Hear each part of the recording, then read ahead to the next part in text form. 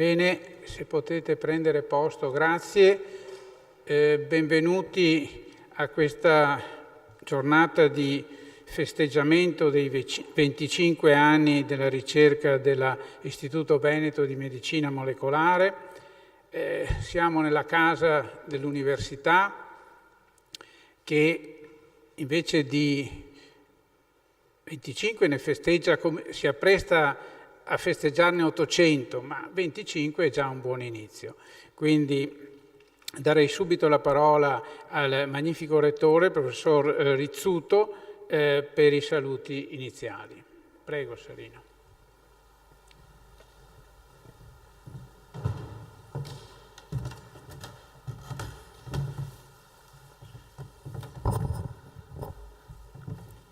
Beh, una grande gioia, mi fa un particolare piacere, credo sia l'ultimo saluto istituzionale che do e darlo al VIM è un piacere straordinario.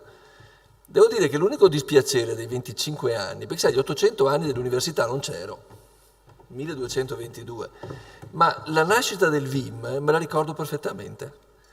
E sono passati 25 anni. Allora, qua oggi diciamo che sono 25 anni di successo, che è un'intuizione di colleghi dell'università, perché il legame tra l'università e il VIM lo vogliamo con orgoglio ribadire in ogni momento, e quindi sin dalla nascita è stata un'intuizione brillante del professor Pagano, ma di Cesare, di Tullio, di Stefano Schiaffino, di colleghi che hanno voluto, di Enzo Pinna che vedo qui davanti, che hanno voluto immaginare di fare un istituto di medicina molecolare. Quindi è stata un'intuizione che ricordo. Ernesto Carafoli, scusa che non vedo, ma che ovviamente è, eccolo lì, colonna di questa intuizione.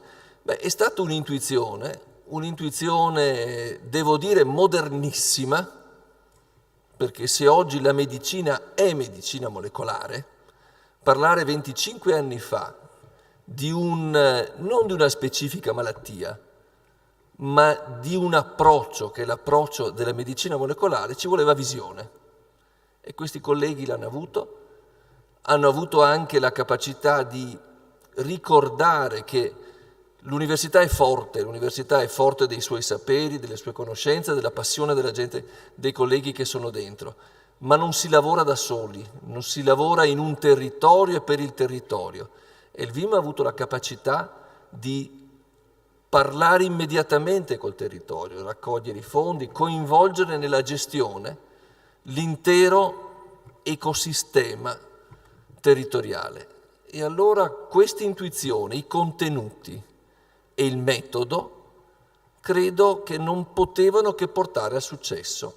E oggi celebriamo il successo, celebriamo 25 anni di più, ahimè, ma celebriamo un grande successo, un successo scientifico, un successo che si rinnova come si rinnova la scienza, cioè attraverso la determinazione, la passione di persone che mettono la loro vita e che entrano la mattina e vanno a casa la sera e qualche volta tornano la notte perché l'esperimento deve andare avanti. Questa è la scienza. La scienza è un bellissimo sacrificio individuale, la scienza è rigore, la scienza è anche gioia dei risultati, gioia di avere contribuito un altro passo in avanti. E quindi se oggi celebriamo i successi, non me ne vogliano i colleghi e amici che ho appena citato, celebriamo loro, ma celebriamo tutte le persone che dentro il VIM ogni giorno fanno ricerca con passione, perché questa è l'identità della ricerca. E solo in questo modo si ottengono i risultati. E chi entra al VIM vede perché diciamo che il VIM è un'istituzione di ricerca di successo, perché vede i ragazzi che lavorano e lavorano con la luce e la passione negli occhi di fare ricerca. E allora questo vuol dire che sono stati 25 anni di successo, ma questi 25 anni di successo sono il seme di successo futuro. E quindi non sarò più rettore, ma continuerò a essere un collega e un ricercatore, quindi continuerò ad accompagnare questa strada e questa strada del VIM.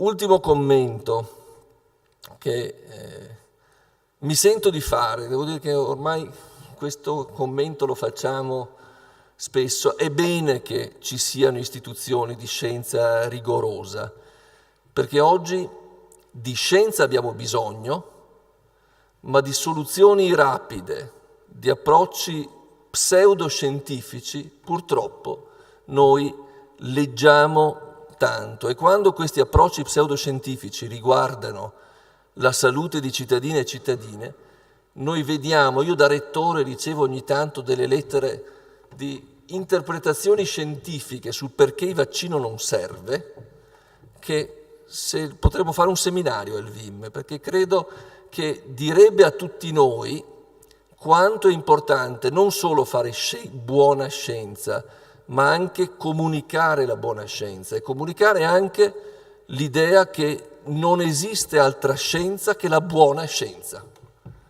Io credo che quando avremo questo chiaro, quindi quando combineremo la passione di chi entra a fare scienza, che è una delle cose più belle di essere un universitario, è certo fare ricerca, ottenere risultati, ma vedere la luce in chi inizia, la passione la gioia del primo risultato, la gioia del primo articolo pubblicato. Ecco, noi questo lo dobbiamo sicuramente continuare a sostenere, però a tutti voi e tutti noi anche chiedo di essere paladini della buona scienza, avere il coraggio di dire che certi atteggiamenti pseudoscientifici sono un orrore, sono un danno alla popolazione, che tanto quanto la ricerca biomedica, mi è stato chiesto prima, porta ai risultati e porta alla tutela della salute dei cittadini e cittadini, la pseudoscienza fa male. Quindi viva il VIM, complimenti per un anniversario rotondo e buona continuazione di lavoro a tutti coloro che dentro il VIM producono buona scienza.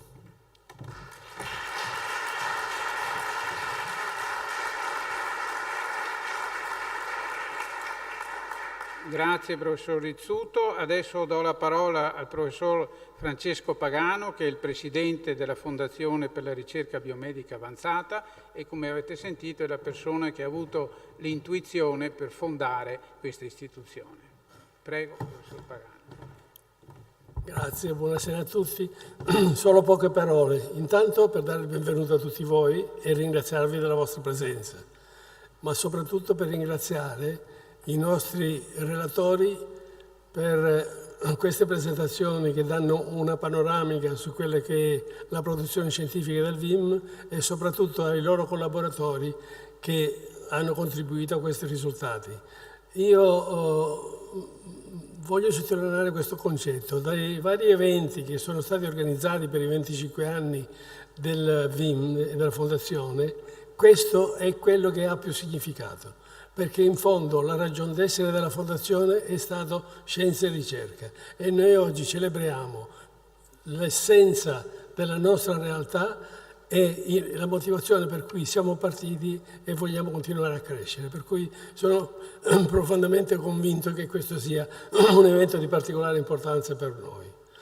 Poi non posso che esprimere un senso di gratitudine per aver avuto l'opportunità di tenere questa riunione in questo prestigioso posto, in questa aula fantastica, appena restaurata, che sta a testimoniare il rapporto continuo che abbiamo avuto con l'Università di Padova, ma quello che intendo di più sottolineare è che abbiamo avuto la straordinaria occasione di avere in presenza due rettori, il professor Rizzuto e la professoressa Mappelli, che sono qui oggi presenti insieme a noi e sono la testimonianza evidente del fatto che noi siamo nati con l'università e con l'università continuiamo a lavorare, perché scienza è condivisione e questa condivisione ci ha portato a questi risultati, ma siamo orgogliosi anche di essere stati insieme a questa realtà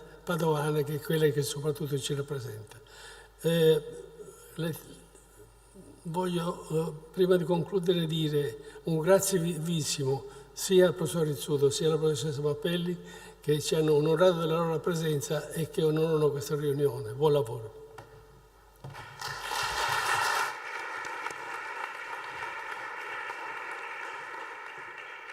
Bene, grazie professor Pagano. Adesso, prima di dare inizio alle presentazioni, vorrei anch'io unirmi al coro delle congratulazioni per questi primi 25 anni dell'istituto.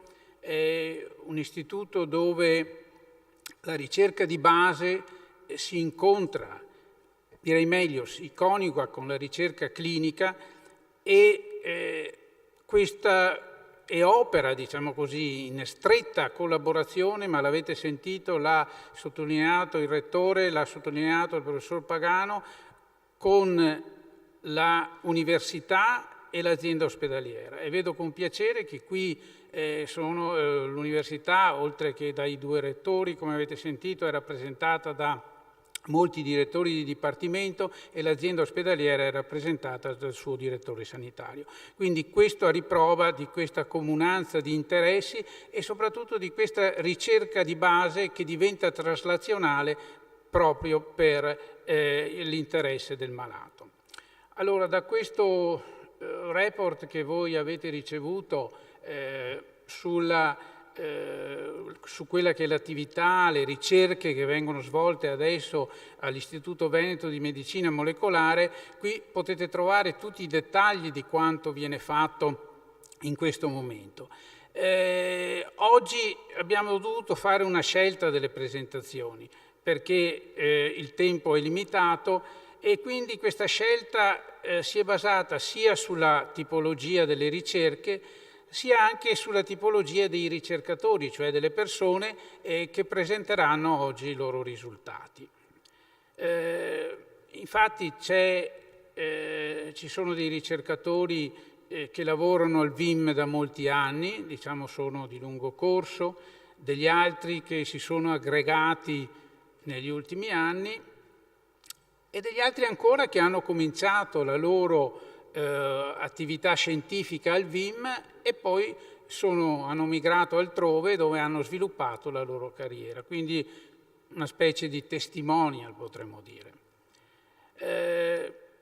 Vedete dal programma che ci sono 6 relatori, il tempo è poco quindi io non mi dilungo molto, se non per ricordarvi che le presentazioni saranno fatte in inglese nel rispetto della consuetudine dell'istituto dove le letture, i seminari, i retreat e quant'altro sono svolti in lingua veicolare.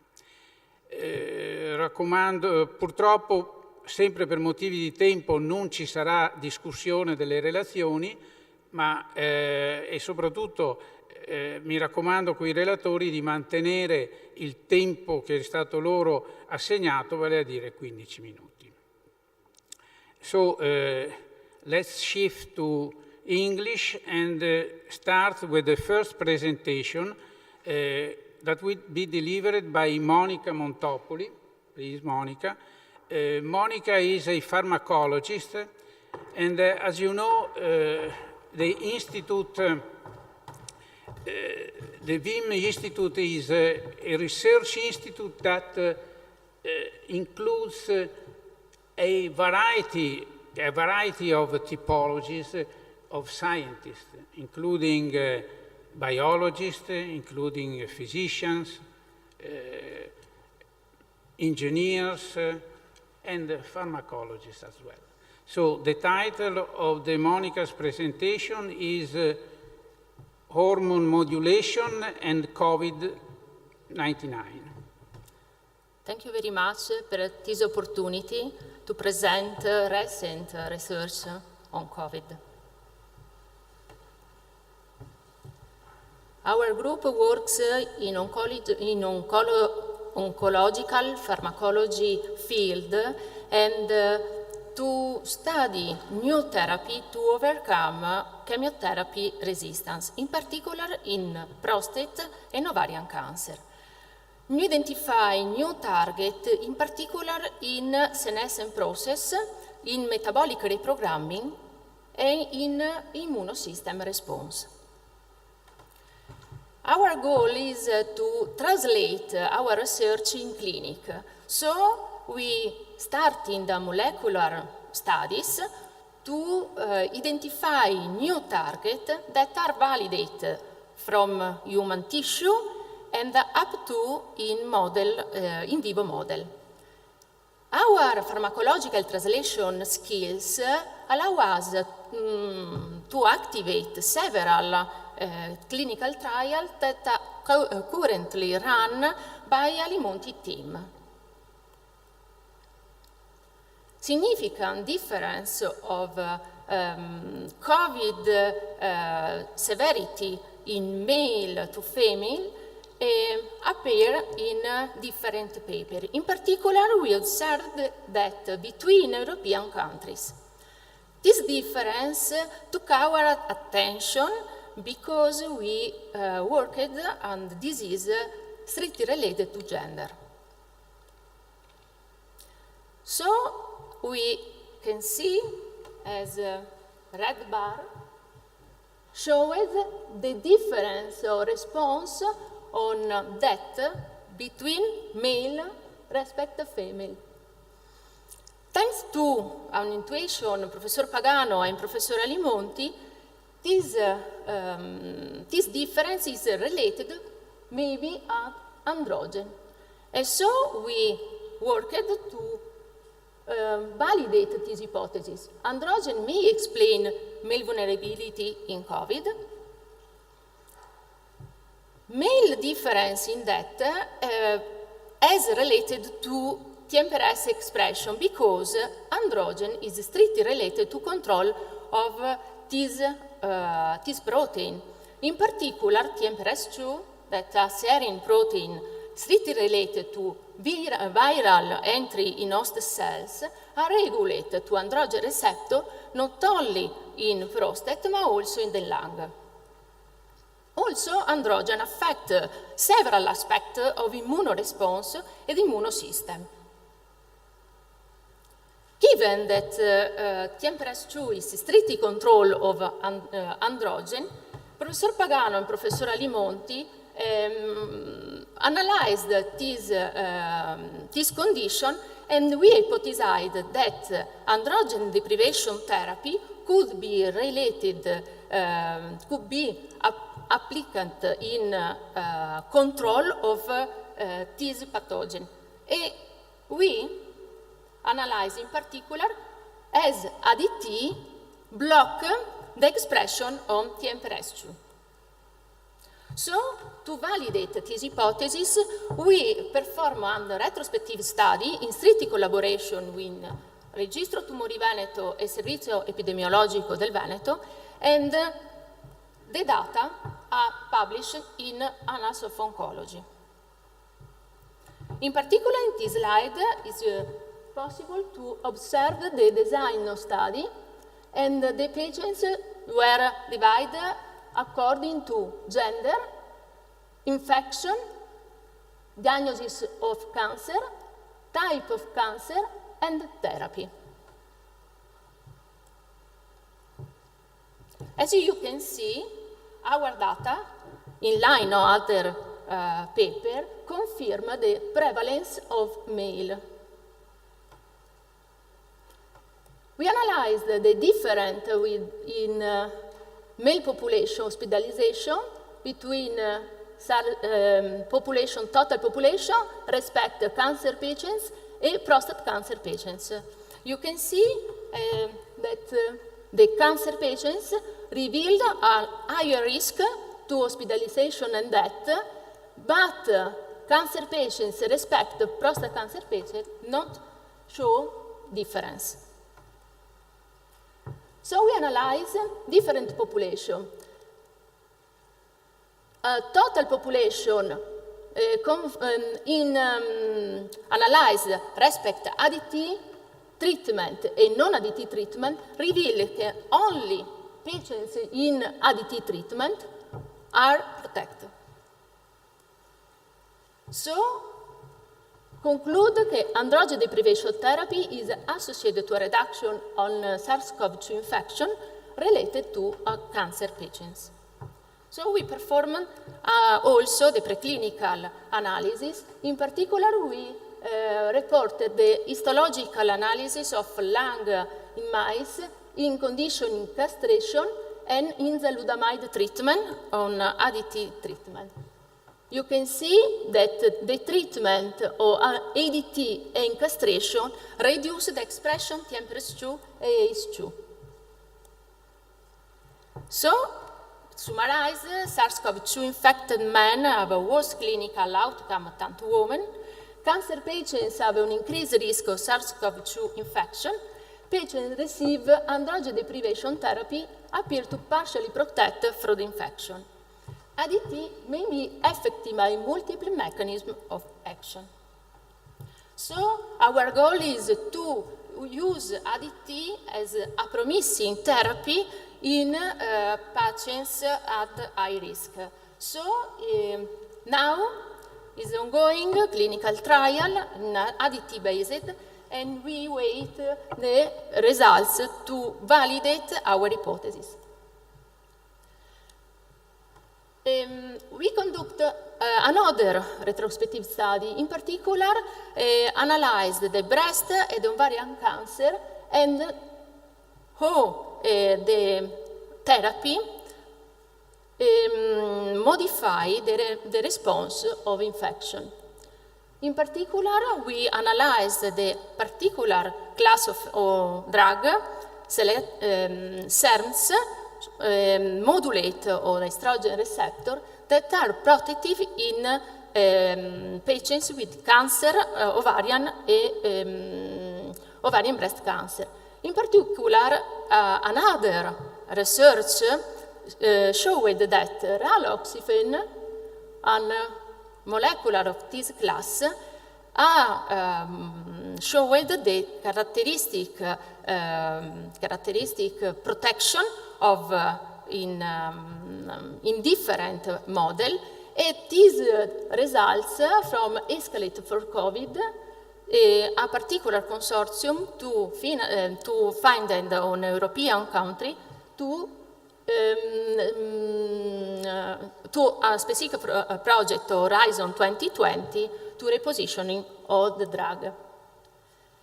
In literature is present some several papers that show antiviral action of raloxifene and SERMs. SERMs mechanism are two different approaches. ER-mediated, quindi estrogen receptor mediator, and estrogen-dependent effect. So, two different approaches to block the effect of the SARS-CoV-2. So, SERM emerged from our retrospective study at the Escalate for COVID program, a class of molecules ready for clinical study in patients affected by SARS-CoV-2 infection. Several evidence in the literature suggest a potential antiviral action and protective role on SERMs through ER receptor, quindi estrogen receptor dependent or independent mechanism. The role of androgen and estrogen receptor signaling pathway may underlie the observed sex-based difference in sensitivity to COVID infection. So, our further study on raloxifene activity and mechanism of action may provide new insight on potential therapeutic role. Now we propose a clinical study protocol that are approved by IFA and Spallanzani Hospital, and the VIM will be the coordinator in strict collaboration with Prof. Anna Maria Cattelan. So, key message, it might be possible to develop a new pharmacological approach through a positioning strategy to treat cancer patients who have higher risk than the rest of the population.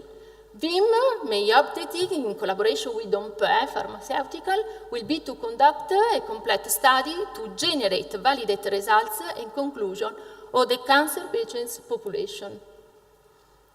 I will thank to Professor Pagano and Professor Alimonti or our lab. Thank you very much.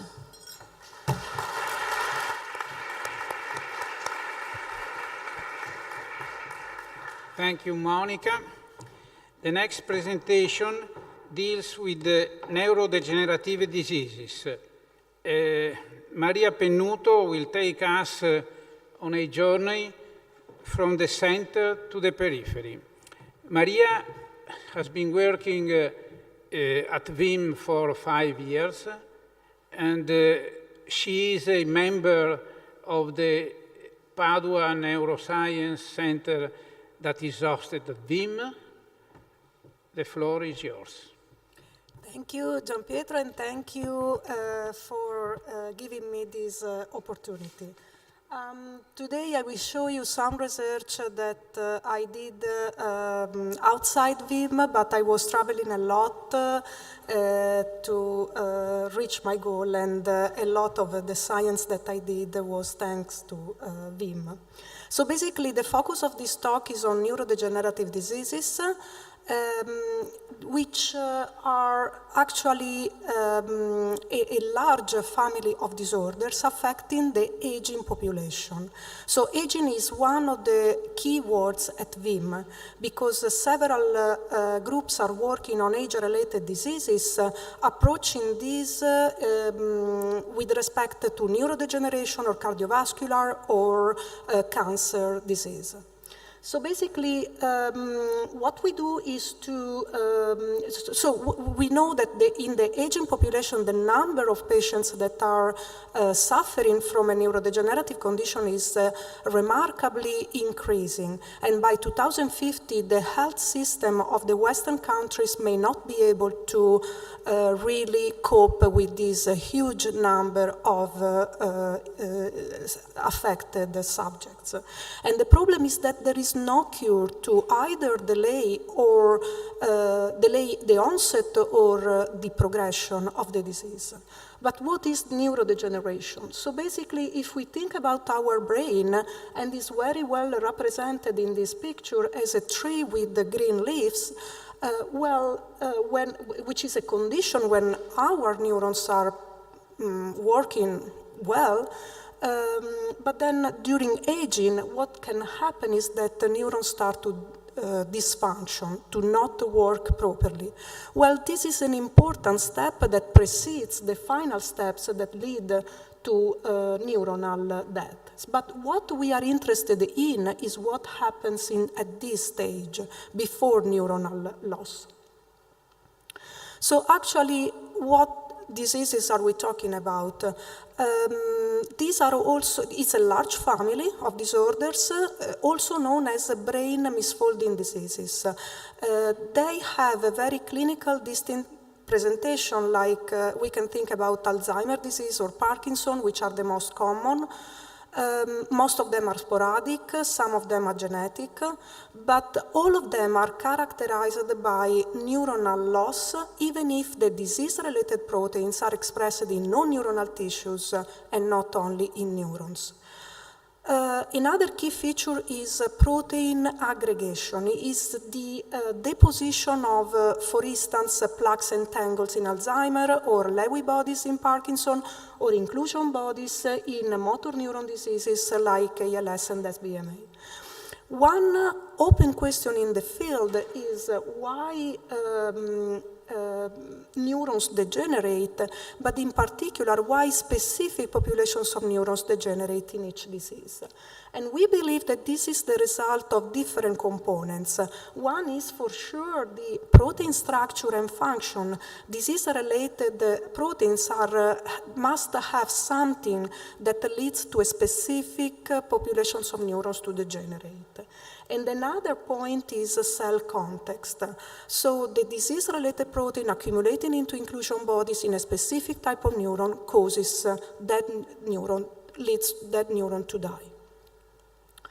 So we use spinobulbar muscular atrophy as a model of neurodegenerative diseases to address why neurons are so especially vulnerable to misfolded proteins.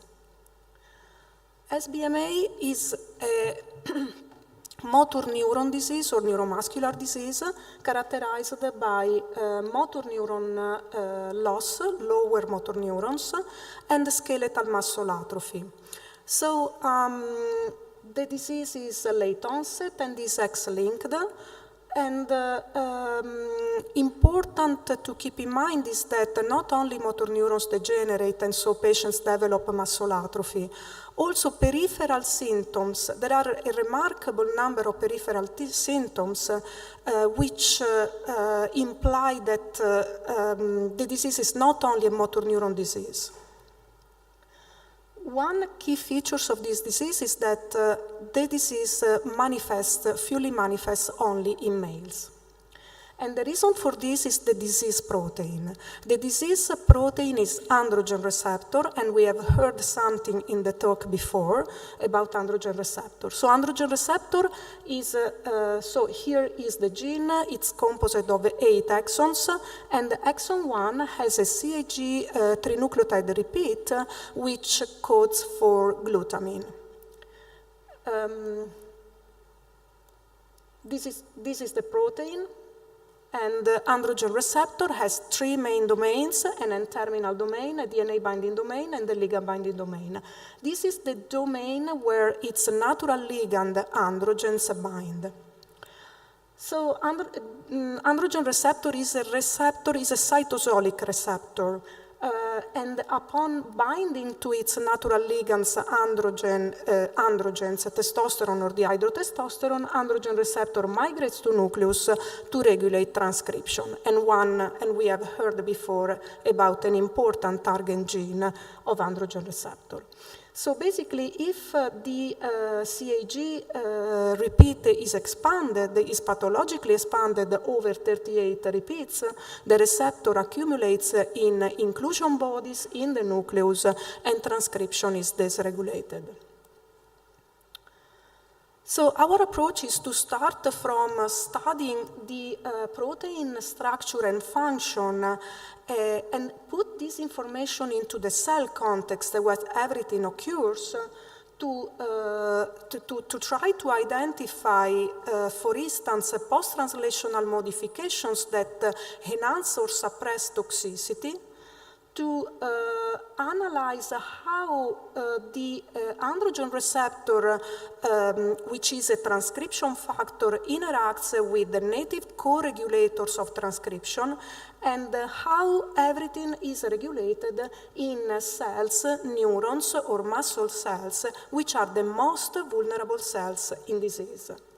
And actually, we use this mechanistic information to to identify drugs that can target the disease protein, test them in preclinical studies, and hopefully some of these molecules are then brought to the clinics. And I will show a few examples of these. So when I went to I started to work on SBMA when I went to the States. And basically, I started from analysis of the protein. Androgen receptor is a transcription factor. So the protein, androgen receptor, is basically a highly phosphorylated protein. It's heavily phosphorylated. And the protein migrates to nucleus to bind to chromatin, where it interacts with the basic transcriptional machinery, the pre-initiation complex.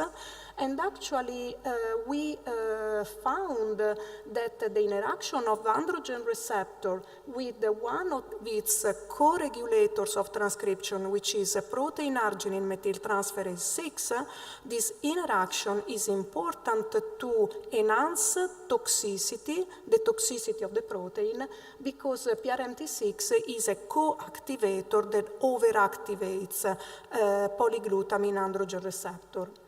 What was also interesting was that we also identified the AKT as a kinase phosphorylating androgen receptor at a key site, and this phosphorylation event was blocking androgen binding, which was very important for disease, because the disease is only is triggered by androgens. What also we also showed that the modification by AKT and by PRMT6 are mutually exclusive. So they target the same site, but phosphorylation by AKT prevents arginine methylation by PRMT6 and vice versa. So one player is good and the other player is bad. More recently, we identified another kinase, a cyclin-dependent kinase 2, as a kinase phosphorylating androgen receptor, and this phosphorylation enhances toxicity. So I have no time to go through the details of this story, but let me just show you how we can use then this information for therapy development.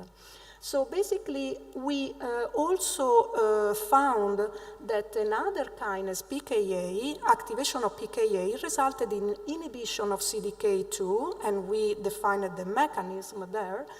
And we know that PKA can be activated by adenylyl cyclase, which can be activated by the binding of G protein, of specific ligands to G protein coupled receptors.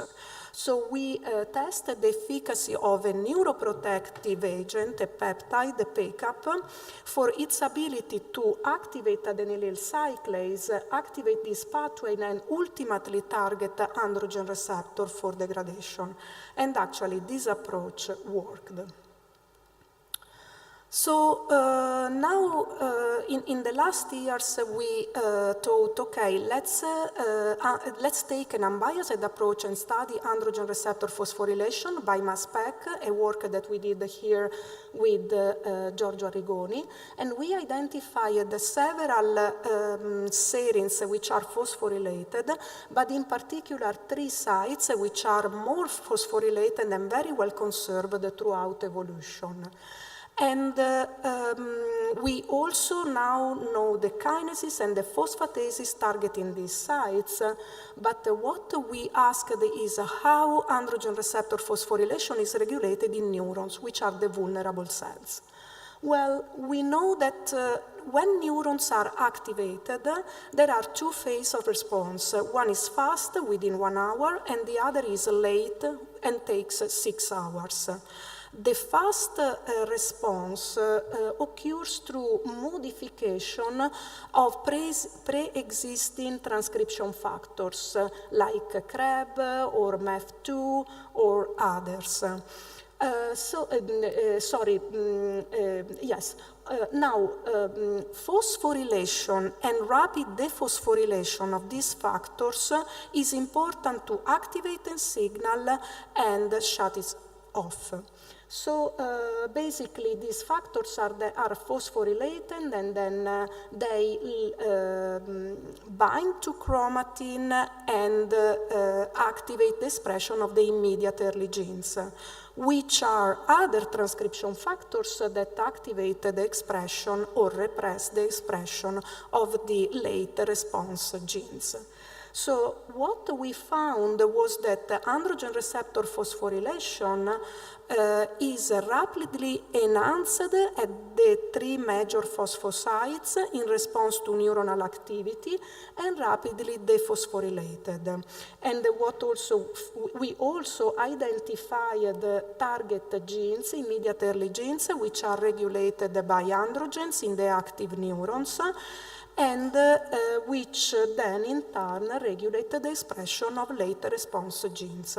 And this is the first evidence showing that androgen receptor, the receptor for testosterone and dihydrotestosterone, responds to neuronal activity, and these results are just submitted.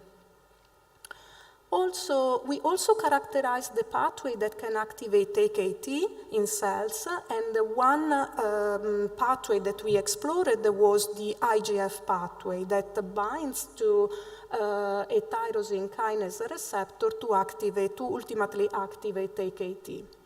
So in doing this, we decided to not only target the neurons, but also muscle cells. And basically, that happened some time ago. We decided to activate the IGF pathway in the muscle of SBMA mice. So you see here a mouse that is not properly healthy because it's developing disease. We crossed this mouse with mice that overexpress IGF-1 specifically in skeletal muscle. And what we found was a remarkable increase in phosphorylation of androgen receptor, and this is a transversal section of skeletal muscle, and you can see here that is composite of very small fibers, very different from wild-type mice, but overexpression of IGF had a remarkable effect on the phenotype, and this is just one of the things that we measured. So actually, after we did the IGF experiment, I came back to Italy, and I was starting to think, okay, our data show that muscle is important, skeletal muscle is important. So I started to PubMed muscle atrophy, mitochondria, metabolism, and I realized that I was looking for groups in Italy working on these topics. So basically, what I found is a way to VIM, because I found that there was a remarkable number of groups working at VIM, like Marco or Bert, or groups in Padova working, Lucas Corrano on mitochondria, and Paolo. So I thought that Padova was the right place where I could do, where I could address some questions. And in the years, what we found is that we deeply analyzed what was going on in SBMA muscles, and what we found was an impairment in muscle metabolism, and in particular glycolysis in glycolytic muscles, with a shift toward oxidative phosphorylation. We have a lot of data showing this. And more recently, what we found was that the excitation contraction machinery is altered. And actually, this is a staining for a protein, which is a key component of the excitation contraction coupling. And you see here how beautiful is this immunofluorescence, showing the beautiful structure in a wild-type mouse. And you can see here what happens in an SBMA mouse, that this structure is completely altered. We also analyzed the expression of key components of the excitation contraction coupling at the molecular level, and we found that many important genes regulating calcium dynamics, which are important for muscle contractions, were downregulated, and other genes which are important not only for calcium dynamics but also for thermogenesis in muscle, like sarcolipin, are incredibly up-regulated. And also, this manuscript is ready for submission. So I summarized a few years of research here, but I hope I convey the message that is when we approach the neurodegenerative disorders mechanistically, but also clinically, I believe that we have to take into account that there are effects in the peripheral tissues, and in particular skeletal muscle, and anything happens in this tissue is really affecting the entire body homeostasis.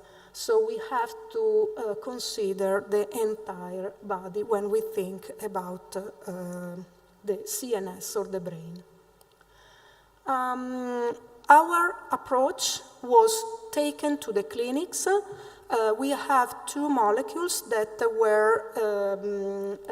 were tested in phase 2 clinical trials, IGF-1, sponsored by Novartis, and clenbuterol, which is a beta agonist activating both pathways, adenylyl cyclase and PI3 kinase AKT. And this is led by a neurologist here in Padova, Gianni Soraru. And we have a third molecule that is just awaiting FDA approval that, based on our research, will be tested in a phase 2 clinical trial. So at this point, let me thank all the members of my lab and also the previous members which contributed to this work. And here I have a picture taken outside Vallisneri.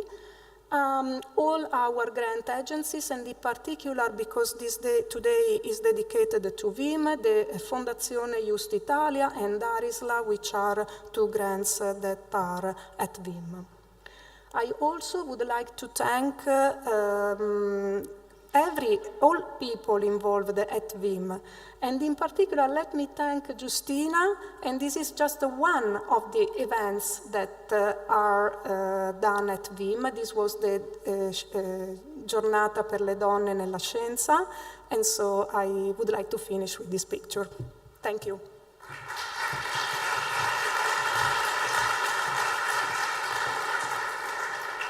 Thanks, Maria. Now it's up to Marco Sandri to tell us about discovering the genes that control aging and longevity.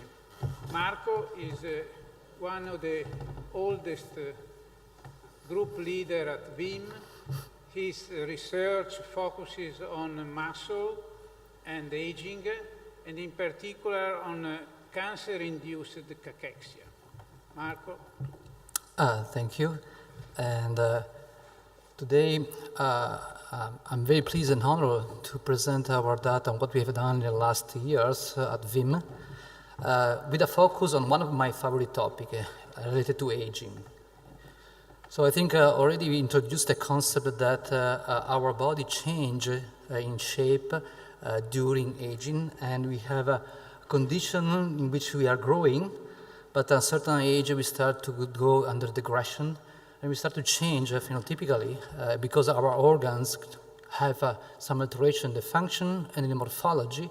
You can appreciate it because we are changing the number of the hair or the color of the hair, but also we can start to appreciate that some tissues become smaller, like the skeletal muscle. And aging is physiological, we cannot block it, but we can have two other important outcomes that are pretty different. One is a healthy aging in which we are completely independent in life and can enjoy the life. And the other condition is so-called unhealthy aging, in which disease happens and we start to lose independency, and now we are not able to step the stairs, to stand up from the bed, or even to walk. What happened in the last year, we know that we progressively extend our lifespan. So men and females and women, they live longer in the years, but the problem is that when we look at a healthy aging, the aging without disease, we do not have an improvement. So what we have an improvement is the time we spend with the disease. So we need care, health care, we need doctors, and we might lose the quality of the life. So at the moment, there are no drugs that can extend the health span. The drugs extend only the lifespan. But there are two lifestyles that indeed extend the health span. And one is the control of our nutrients, the caloric restriction diet, and the other one is has a physical active lifestyle. I will focus mainly on this aspect, understanding which are the signaling molecules that from muscle controls the health of different tissues. So how we are talking about, Maria introduced the organism and not the organ, not the single cell, but the fact that we are an organism, we have many cells that in tissue communicate each other. So just an example, so now inactivity is the fourth leading risk of mortality. And for us that we are sitting time, 8 hours sedentary life can be compensated or counteracted by 45 minutes at least of physical activity to avoid the onset of disease like diabetes, cardiac infarction, strokes, cancer, autoimmunity, infection. Even worse is the sitting time. 2 hours sitting time, you should stand up and move and not stay more than sitting time. So just an example of how we research and identify that physical activity is important. This is a longitudinal study in which 60 years old, age-matched healthy people were followed for 21 years. The only difference, were all healthy, were sedentary versus runners. And this is a life expectancy. So clearly, if you are physically inactive, you short lifespan. Even more important is the time that you spend in freedom from disease. So 10 years, between runners and controls, there is a difference of 10 years. So it means that if you are physically active, you have 10 years of freedom from disease onset, which is the disease, metabolic, cancer, stroke, hypertension, whatever is it.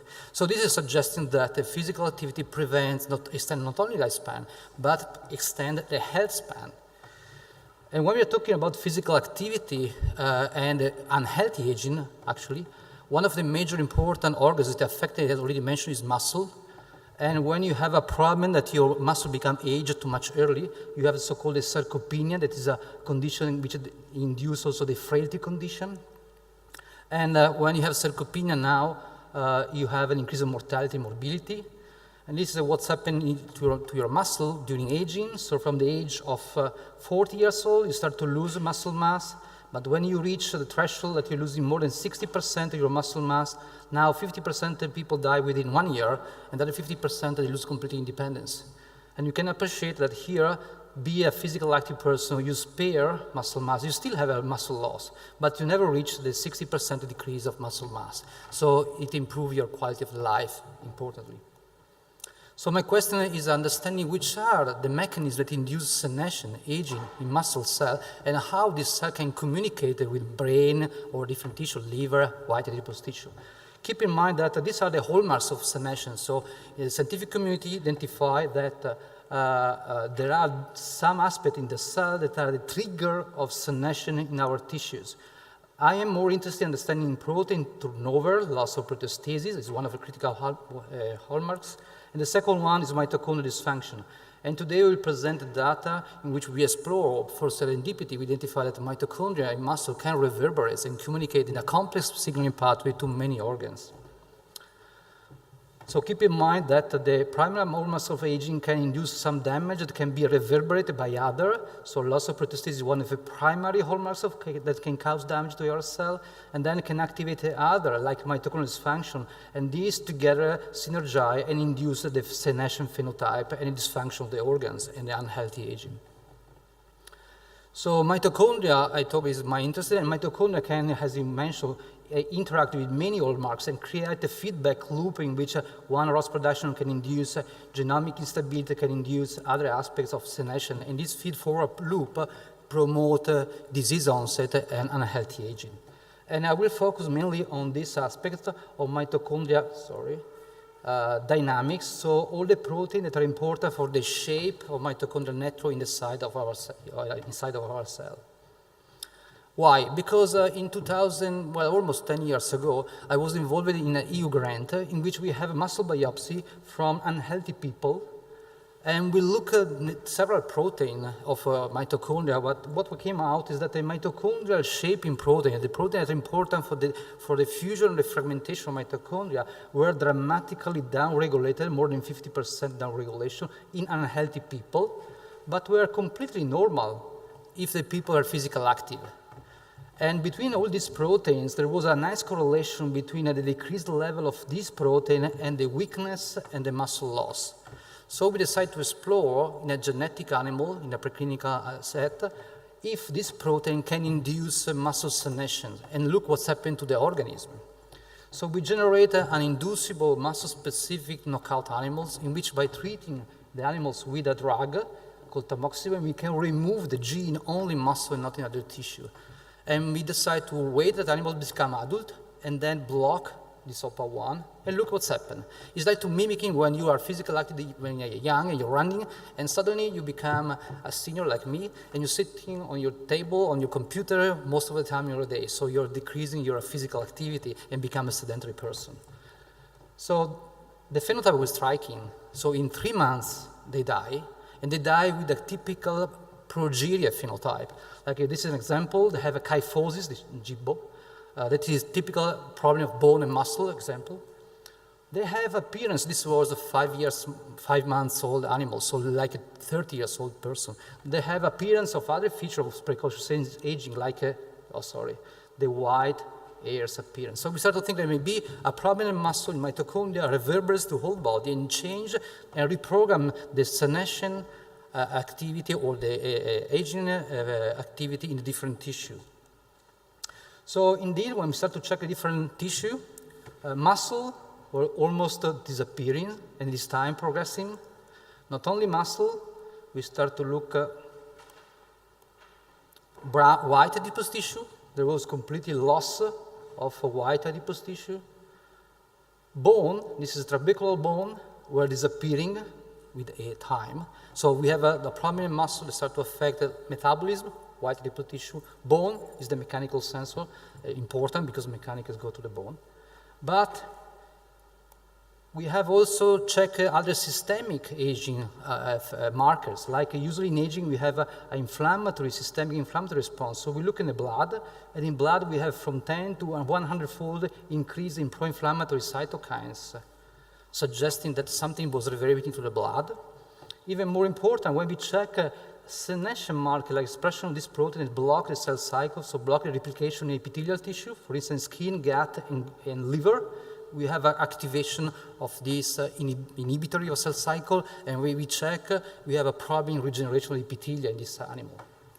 And this animal died within 3 months. So it's like that recapitulated 3 years of life in only 3 months. So at the time we say, okay, a mitochondrial problem reverberates to many tissues, which is the culprit.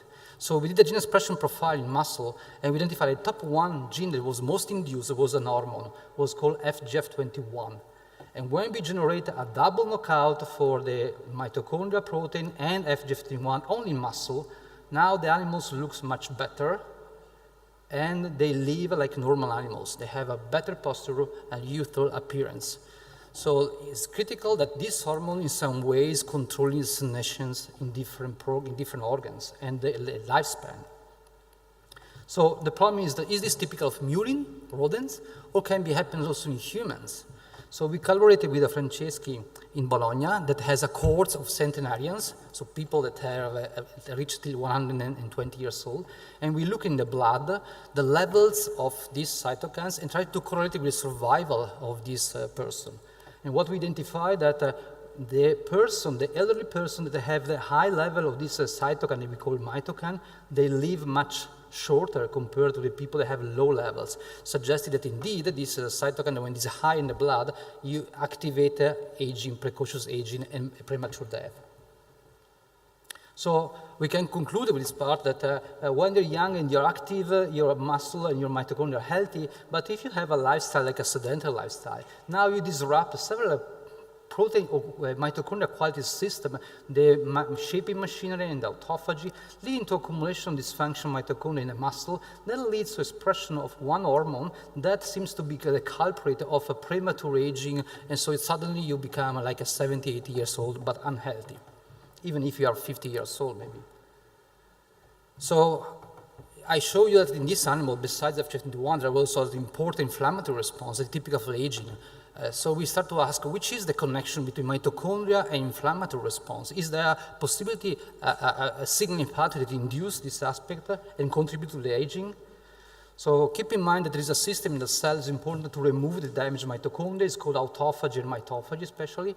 So every day the mitochondria, or every moment in our cell mitochondria is damaged, is engulfed in the vesicle, go to the lysosome where it's destroyed. But we found that FGF21, that is very high during mitochondrial dysfunction, was triggering an excessive of this system. And this leads to an overload of lysosomal system that start to degrade, is not able to degrade anymore perfectly all the components of mitochondria, and now you have a release of some pro-aging factor like mitochondrial DNA that can activate a cascade of events that induce a transcription factor or expression of interleukin-6 that potentially can cause or contribute to a aging phenotype of these animals. So if this is true, by blocking the autophagosome with a genetic approach in which we knock down LC3, a critical component of autophagy, we should reduce now the overload of lysosomal by mitophagy, and now we should reduce the release of mitochondrial DNA, and now we should reduce IL-6 expression. And that experiment that we did, indeed, by knocking down with the shRNAs, LC3 in muscle, we completely reduced the IL-6 expression in a muscle, suggesting that indeed we have a complex signaling network. Many other experiments of genetic modification have been done, to summarize in this cartoon, in which mitochondrial dysfunction per se can activate protein degradation, autophagy, and leads things to muscle become smaller. At the same time, it activates other transcription factor pathway that produce hormones like FGF21 that is responsible for the lipolysis, but also for the senescence of epithelial and other tissues. And in autocrine parameter, it activated the removal of mitochondria via mitophagy, leading to an expression now of another transcription factor activation that induces IL-6 expression. IL-6 expression is important for the bone loss and also for the senescence of epithelia. So I summarize a pretty complex network, but that is what happens in a cell that starts to talk with many different tissues by releasing hormones and maybe other molecules. Indeed, another molecule that we identified by looking just at the transcriptomic of this animal was this one, Noggin. Noggin is an inhibitor of one pathway important for bone growth, and we decided to explore what is the role of expressing Noggin in muscle, and you can appreciate that the muscle becomes smaller just by your expression of Noggin. But even more important, we identify another crosstalk. So when we look at this, Maria introduced the connection between muscle and neuron. So here an example in vivo of how is the imaging of this connection. So here we have the axons in green that touch the muscle fiber at the neuromuscular junction. Here is the synapse. In yellow, here have the presynaptic side. In red is the postsynaptic side. This is a normal neuromuscular junction in a healthy animal. But when you overexpress Noggin, now you see that we have only red color. So it means that you have dismantle and retraction of the axon and the presynaptic side neuromuscular junction, suggesting that there is also communication between muscle and motor neurons locally that can reverberate maybe also in the spinal cord. So we have another even more complex picture in which IL-6 is expressed during mitochondrial dysfunction, can activate a cascade of events that leads to the expression of Noggin, and Noggin now can induce alteration also in motor neurons, leading to a retraction and a dismantling of the muscular junction, contributing to the fatigue, the atrophy, and independence of lifestyle.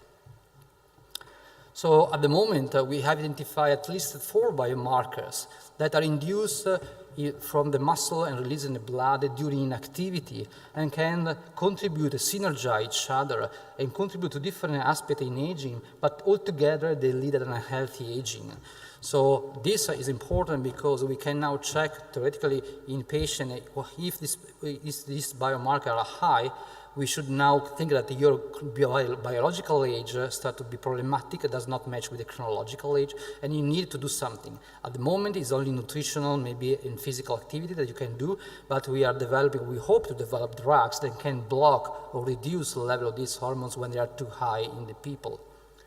So the final message is that now we have to work to have a better quality of life, more than have a longer lifespan, and work on their health span, try to identify molecules that can tell you if your life in the future will be in a healthy condition, or maybe that now the condition, your situation will be trigger a disease and unhealthy condition. And in this situation, try to use drugs, use a lifestyle to ameliorate and counteract your situation in yourself, in your body. And this is my last but the most important slide. I have the privilege really to work with the talent guys. In my lab here is the picture of the actual lab and some previous people that were working in the lab. I have a collaboration with different people in Padua and outside Padua. Just to mention a few in which we get involved in this complex cartoon that I've shown. And thank you for your attention.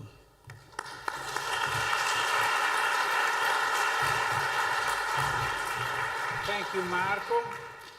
The next speaker is Fabio Bammano, who will discuss the topic of connexin mutations in deafness and skin disease, a molecular medicine perspective. Fabio is a biophysicist.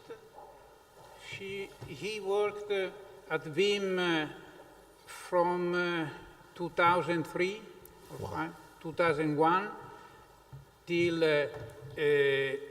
2018, is that correct?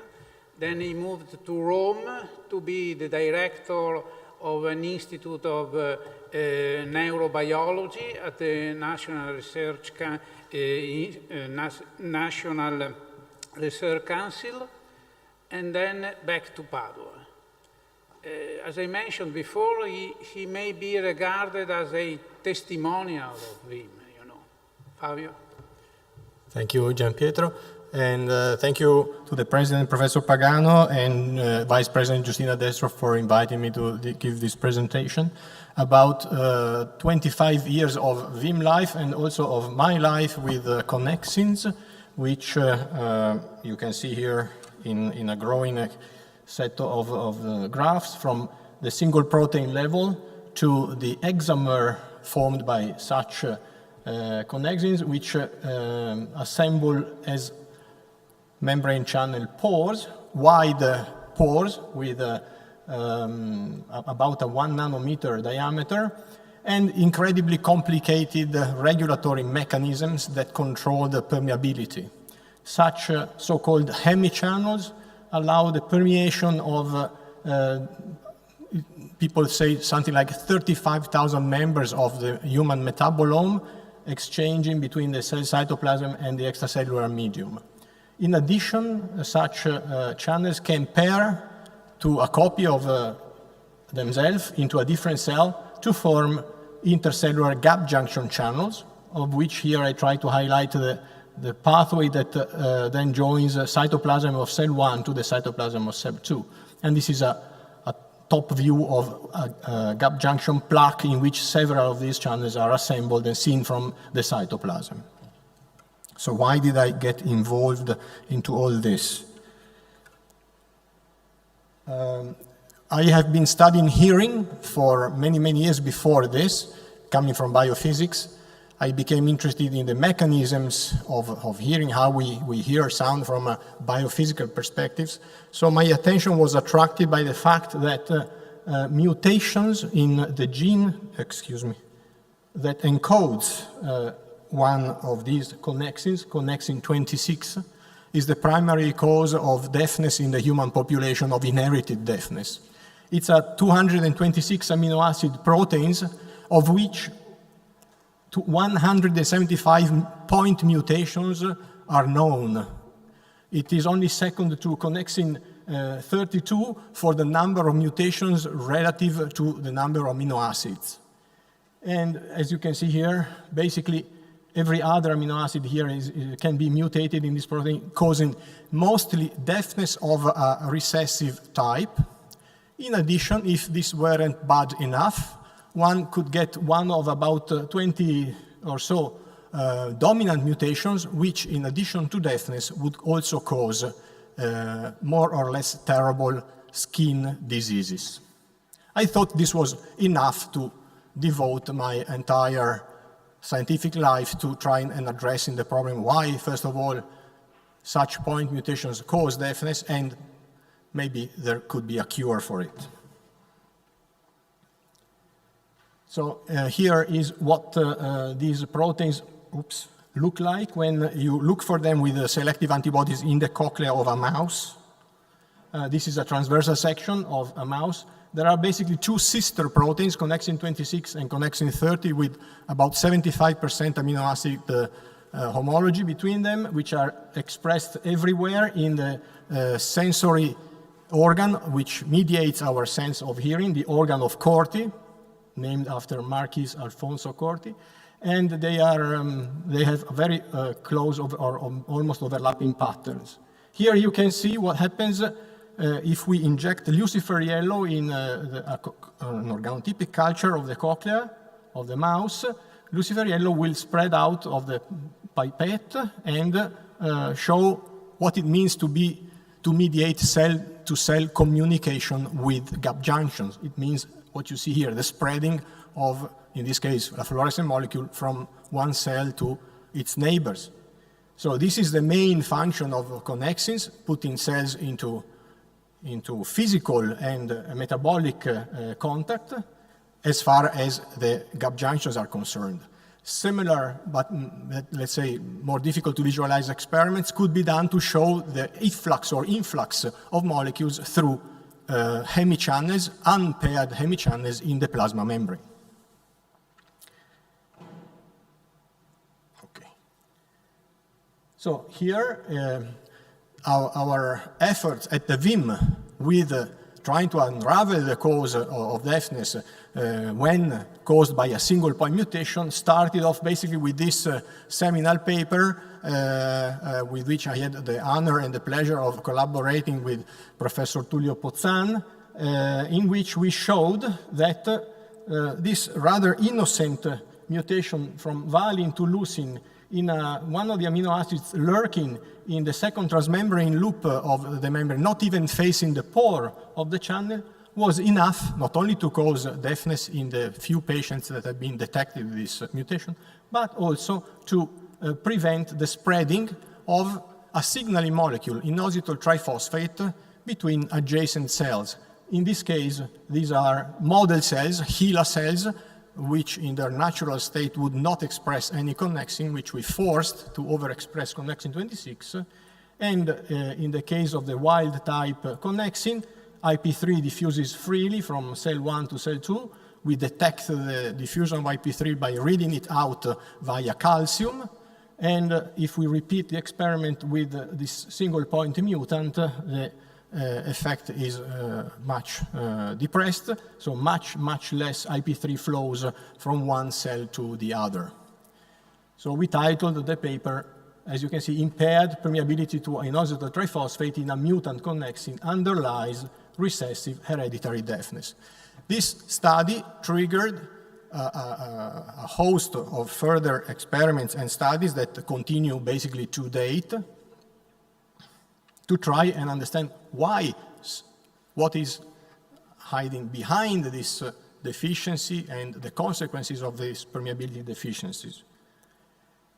And to address this problem, I became aware during those heroic years of mouse models of disease, of which there are entire organizations devoted to developing and maintaining them. One is Infrafrontier here at the European level, and the International Mouse Phenotyping Consortium at the world level. These two research infrastructure interact very strongly with themselves and with each other. And so they host basically all the mutant mice that were needed for my research. So I started to interact and get very involved into these infrastructures, of which I am currently the national representative. So from that paper that I mentioned before, several others followed over the years, and this is basically an implicit acknowledgement to all those that over the years have contributed to this research, whose name you can read in this and the following two slides. So I counted about 34 papers generated from that seminal paper. The last one was published, is at the top of the list this year in 2021. What is the summary that I can give in such a short account of what we have understood of all this? The summary is the following. We also published 4 book chapters in the meantime. So the summary is the following. This IP3-mediated signaling is super important during the development of the auditory organ, at least in the mouse, but presumably also in humans. In the mouse, the auditory organ acquires its final shape and function during the first 12 days postnatal. During this period, an incredibly complicated set of events takes place whereby the organ, schematized here, changes shape, number of cells, and reaches its mature stage by executing a complicated program of autophagy and apoptosis in a very intricate and time-controlled fashion. Alterations in calcium signaling, which are due to connexin mutations or deletion, impact very heavily on this calcium signaling, completely changing the course of this developmental program. In addition, they generate lots of reactive oxygen species through a complicated link between calcium signaling and ROS generation, the result of which is basically a disruption of the vascular performance of the stria vascularis, which is the blood supply to the inner ear.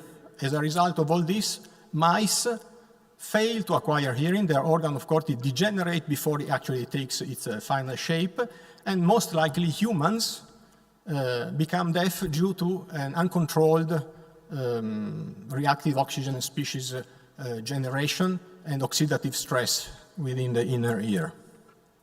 This is what we summarized together with Mario in this relatively recent review, and more extensively in the last paper published this year, in which we also demonstrated that behind all this there is a very complicated network of genes whose expression is altered via microRNAs that are activated by the deficiency or physical deficiency or physical or functional deficiency of these connexins.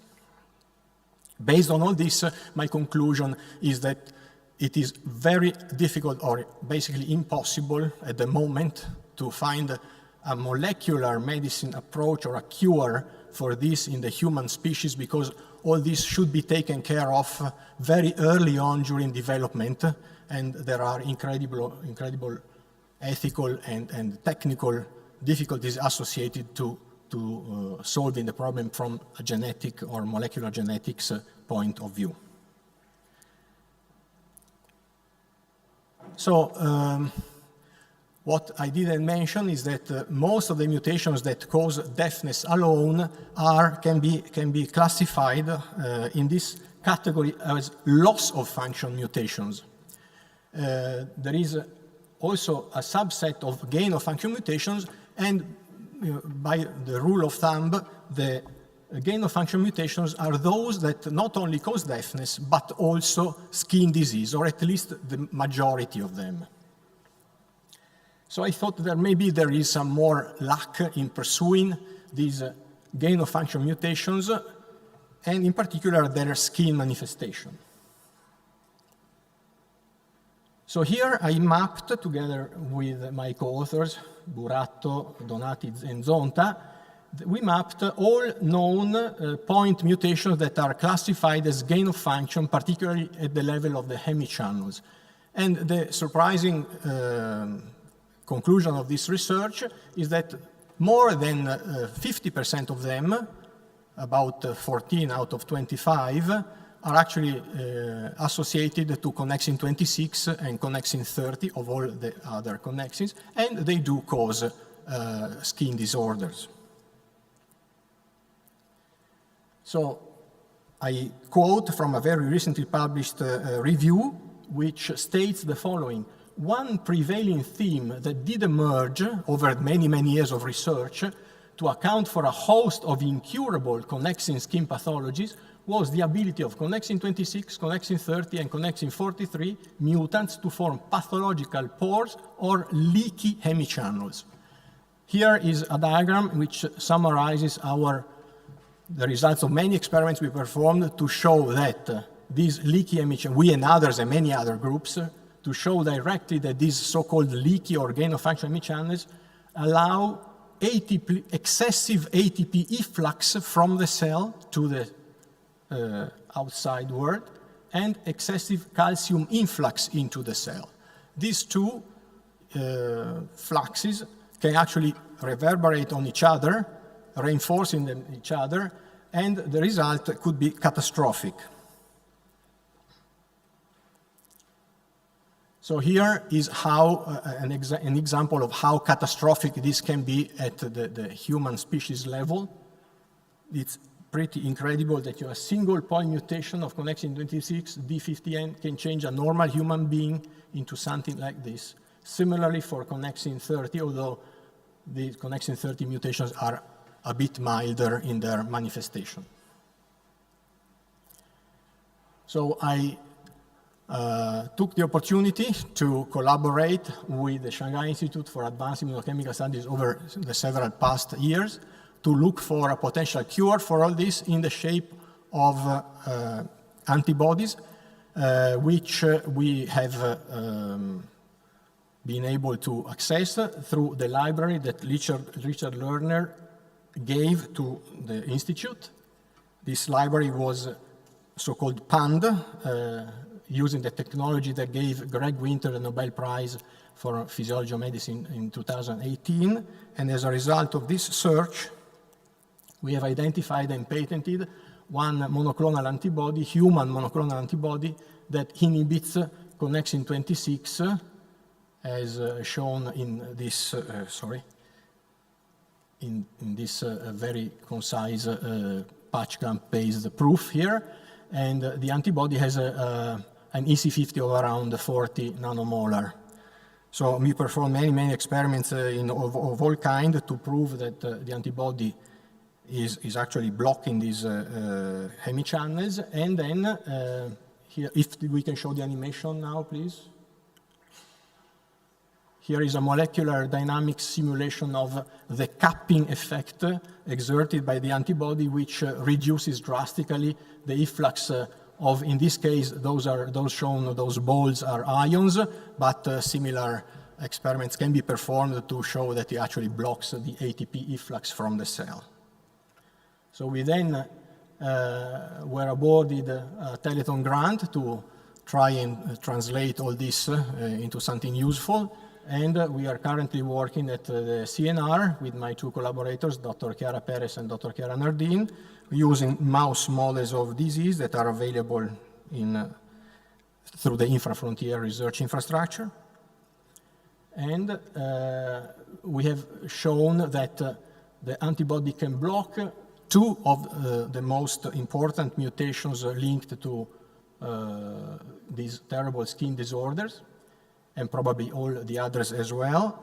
And this is in vitro experiments. We also performed in vivo experiments with a mouse model of the connexin 30 mutant that leads to Clouston syndrome. The epitope, the binding epitope, is shared fortunately, between connexin 26 and connexin 30. And here we were able to rescue the phenotype of these mice by application of the antibody, either systemic or in a cream application for no longer than 2 weeks. We completely reverted the phenotype of these mice. At the moment, we are working on 2 other mouse models. These ones, which mimic fairly closely the human condition caused by connexin 26 mutations that cause keratitis, ichthyosis, and deafness. And unfortunately, I cannot show you any data about this because they are unpublished and very sensitive. So thank you for your attention.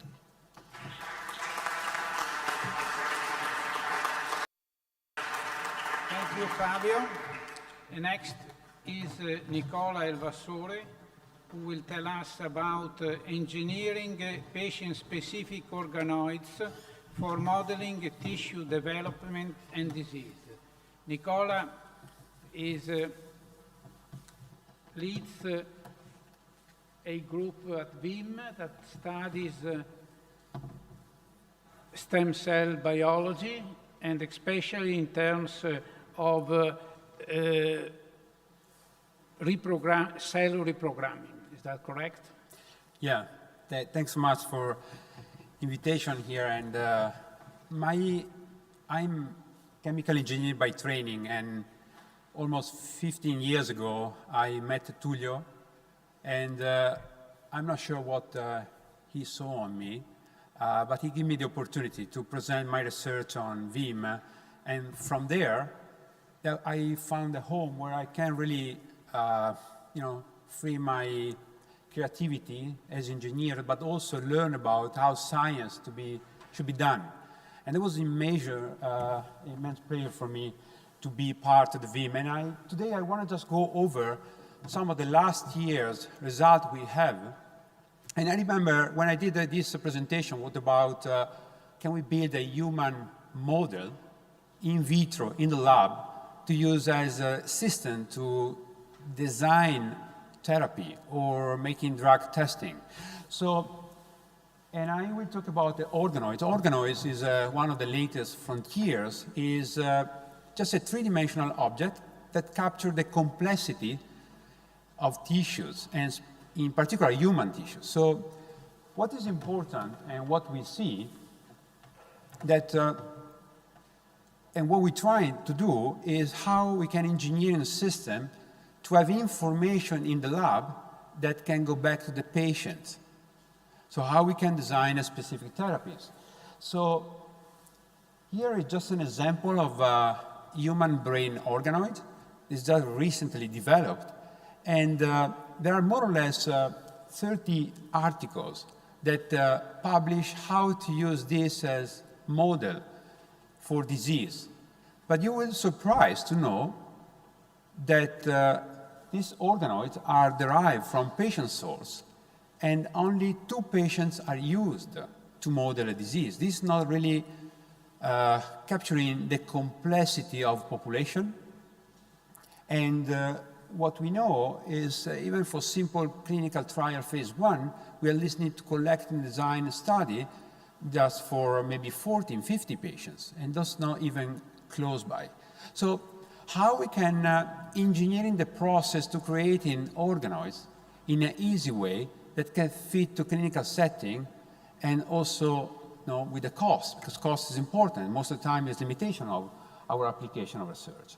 So here is just an example of what we built during these years and how we can create a model from different organs. And this is actually cultured in VIM. And here is just a workflow of how we can derive a patient-specific organoid. So basically we start from a cohort of patient, and from one biopsy from the patient we can make a reprogramming that in our hand, because we engineer with microtechnology, becomes so efficient and very cheap that we can obtain what we call iPSCs. So is a cell that are being reprogrammed from somatic phenotype, like a fibroblast from skin, into embryonic phenotype. So the cells that more or less have the stage of day 7, day 8, so it's pre-implantation or post-implantation embryo. And from there, using all engineering we can, and especially design the environment, we are able to capture what is a three-dimensional capability of this cell to undergo in morphogenesis and give us a rise of all tissue of our body. So that's what we spend a lot of time during the past year to engineering this process.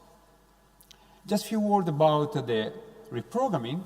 So here is how we use microfluidic. Microfluidic is just a simple way to reduce volume, and that volume becomes fully controlled in time and in space. And that's given ability to control the biology and the reprogramming process. So we have a high efficiency, but also we have some very important issues that is in the field are really fundamental. So one is a high efficiency. So we can reprogram all the patients we have with high efficiency and robustness, reproducibility, trackable. This is all word that for engineers is very important to define quality control in overall process. Then the load of mutation is low, so we can confident that the initial genotype of the patient is exactly what we have in our hand on the bench. And the second, that's really surprising. We did a lot of single-cell sequencing and also ATAC-seq, and we found that the accessibility of promoter in the embryonic gene is quite easy to acquire after more or less 5 to 7 days. So this gives really like a week of time to be ready to start the developmental process and obtain what organoid we design and follow this. So we're engineering this process, and here we start from a pre-implantation or post-implantation iPSCs. Pre-implantation is totipotent, so they give us rise of extra-embryonic tissues, and here we have trophoblast that also is in green, and with the inner mass, and this is just a model, but then we can go for the inner part, a more advanced post-implantation differentiation, or we can have these three different germ layer organoids. So from this organoid, we can have liver, lung, or cardiomyocyte, or even here, like a brain. And so we have just a few examples how we can use it. And so what we pay a lot of attention on understanding how we can engineer in the system, and it's not surprising that extracellular matrix protein, so it's the extracellular scaffolding of cells, is an amazing role. So we were able to dissect that because technology that help us to really have a sensitivity to measure all the protein that are secreted and build the scaffolding of this cell during development. We found that there were many of these important, and was on liver differentiation.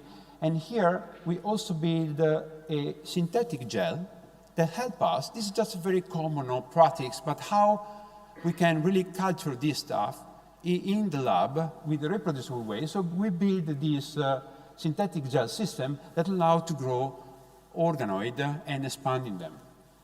Now, we also learn not only to make a gel, but also how to bioprint. Bioprinting now is very popular. 3D bioprinting, how we can construct using light different structure made of ACM. Here we build what is look like a cardiac tube. A cardiac tube is more or less 4 weeks of development, is inaccessible.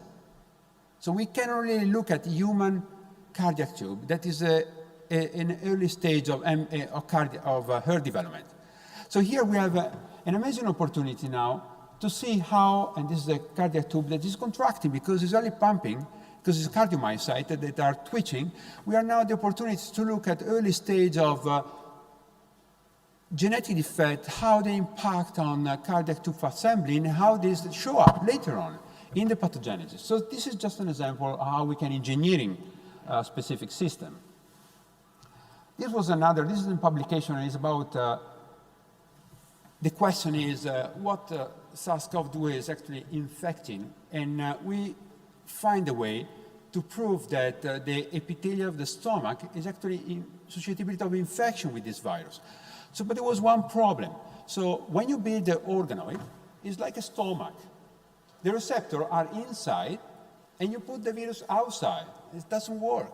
You want something that's physiological mimicking, so the infection naturally occurring. So we find a way to reverse the polarity without changing the phenotype. It's like a socket, just inner, south, come out, and then we have a beautiful system to screen infection, but also how the drug is affecting and decreasing the susceptibility of infection. And this is showing that the stomach is really, it could be positive infected by SARS-CoV-2, and this is in green, you see the trace of the virus. Then, just one very quickly, because now is not last presentation, then Milena will follow on iPSCs as well. And so here we start thinking about, okay, let's try to build a mini brain and see how we can use this in the lab. So we develop again a protocol that starts from a cluster of cells and growing these on different stages of development, this mini brain up to now more or less 6 months. So it's like a factory of human tissues, and we thought that we're impossible to keep them in culture for longer than a month, but then months after months, they acquire a phenotype that is overlapping with the normal neurodevelopment. So 10 months in the lab is 10 months, more or less, of embryo development. Now,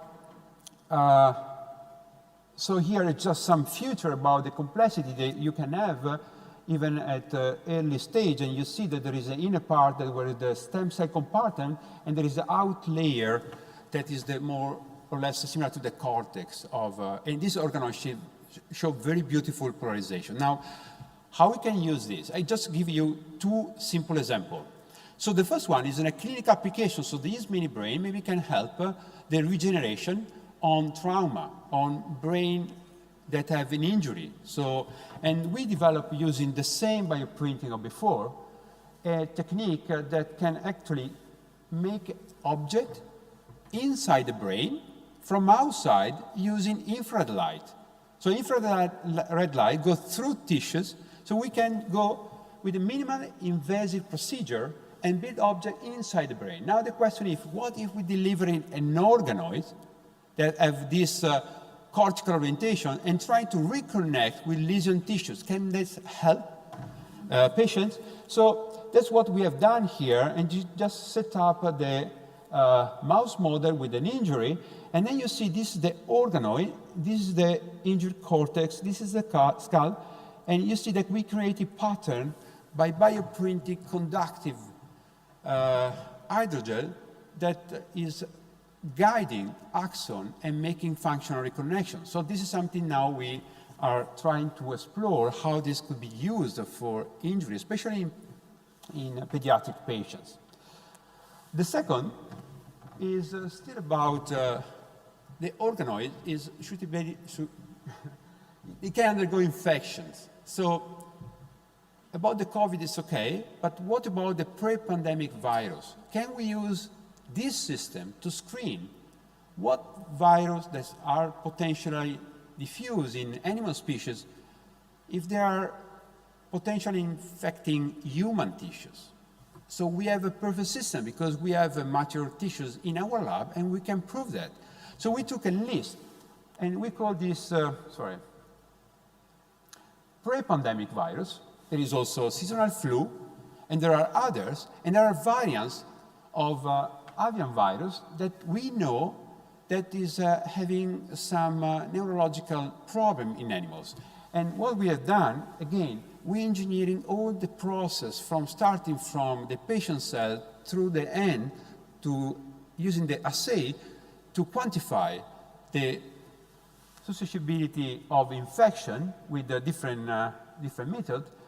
And what we also find, there is one specific variant that is highly infecting human model brain, let's say that.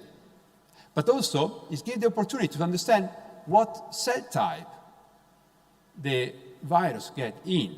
And we found here that it's actually infecting more neurons than neurostem cells that are different colors. So then when the color overlap, we have both neurons plus the virus that we can detect it. Now, this is completely different. If you use the Zika virus, it's going to be the opposite because the progenitor stem cells are the target.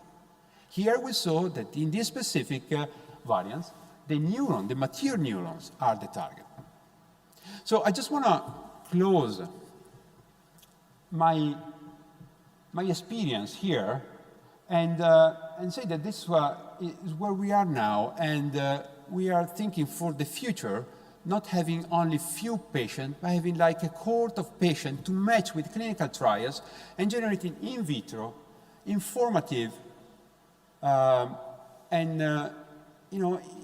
just information that can be useful to create a case to better do a selection and also the design of clinical trials. So I have to mention that this is one of is all the people working in the lab, and then they have a huge enthusiasm. I just feel it, and probably you feel from my speech that it's really fun to do this work, and because of them.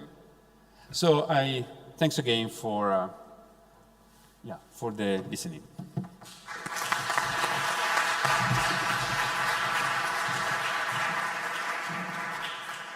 Thanks, Nicola.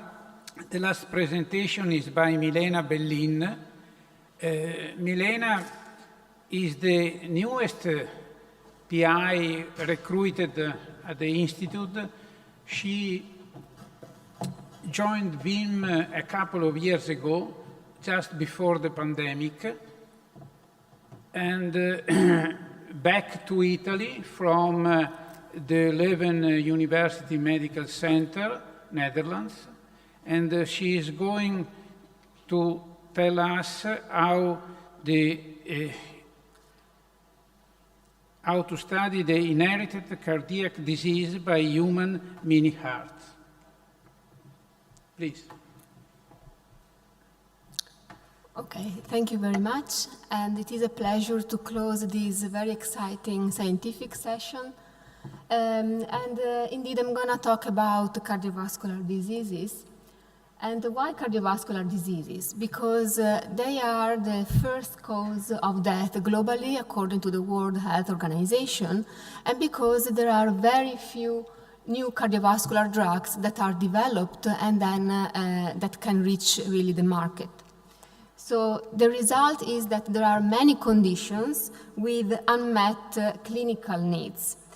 And so we believe there is the need for a global approach to solve this issue, starting from organization and clinical characterization of patients, stratification, omics approaches like genomics, proteomics, transcriptomics, to understand the mechanisms that underlie cardiovascular diseases.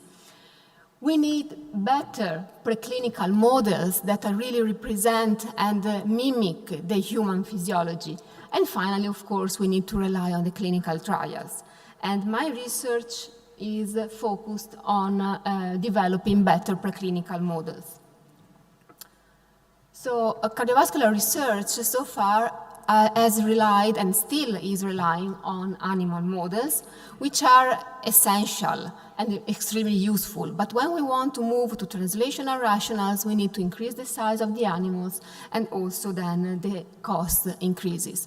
Furthermore, the results that we have in animals are not always translatable to humans, mainly because of species-specific differences. So if we want to work with the human samples, we have two options. Either human cardiomyocytes from biopsies, which are limited by definition because, of course, they cannot be taken from any patient, but only from very severe patients, are also very small, and the cells can be kept in culture for very limited time. Or we can use cardiomyocytes from induced pluripotent stem cells. We have already learned from the previous presentation what iPS cells are, and they can be virtually derived from any patient of interest. However, we also know that cardiomyocytes from iPS are immature, so they are really like fetal cardiomyocytes.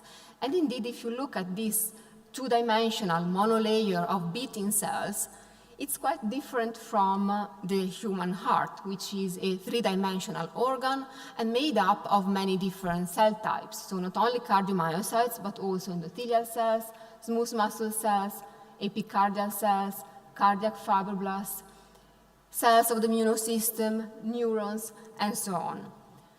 So the cardiomyocytes, even though they occupy more than 70% of the volume of the heart, represent only 30% in terms of the numbers.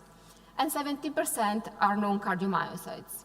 And I will focus now on cardiac fibroblasts and endothelial cells, because these are the major cells that support the cardiomyocyte function. So what we have done, we have developed a model to differentiate not only cardiomyocytes, but also cardiac endothelial cells and cardiac fibroblasts from iPSCs.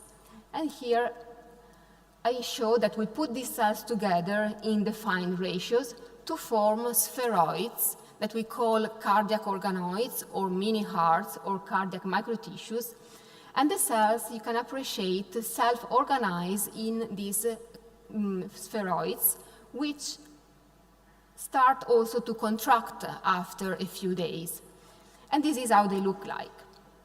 So one of the major results of our study was actually that in this format, cardiomyocytes really mature, much more than when they are kept in a two-dimensional culture.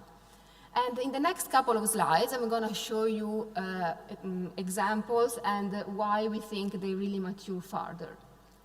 So here you can appreciate the sarcomeric organization stained by sarcomeric proteins.